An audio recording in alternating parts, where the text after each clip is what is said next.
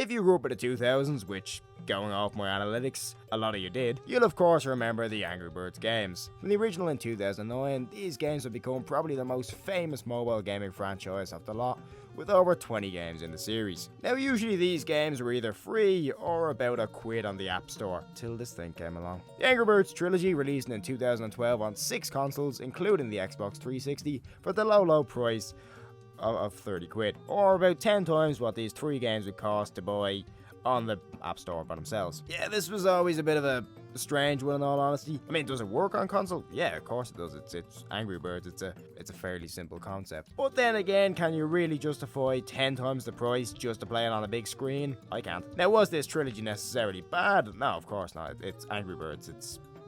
It's hard to mess up. In fact, the 360 even has support for this bad boy. Why you'd want to use a Kinect to play Angry Birds is beyond me, but you can if you want. Now, in this trilogy, it included the original Angry Birds Seasons, and Angry Birds Rio. The latter, I still don't understand why they ever made it into a game. Let's just put it down to capitalism and move on. And to be fair, nowadays, this is probably one of the few legit ways to still play these games, considering they've all since been delisted from the App Store. I believe the original has made a return in some form. I think it's like Red's First Flight or something like that. But Seasons and Rio you can no longer play just through the App Store. Now, of course, we all know there are other ways to play these games, but I'm not going to encourage you to do that on YouTube. But yeah, them two have been delisted since 2019. Yeah, definitely one of the strangest games ever released on console, but yeah, it was far from the first, and it will definitely be far from the last.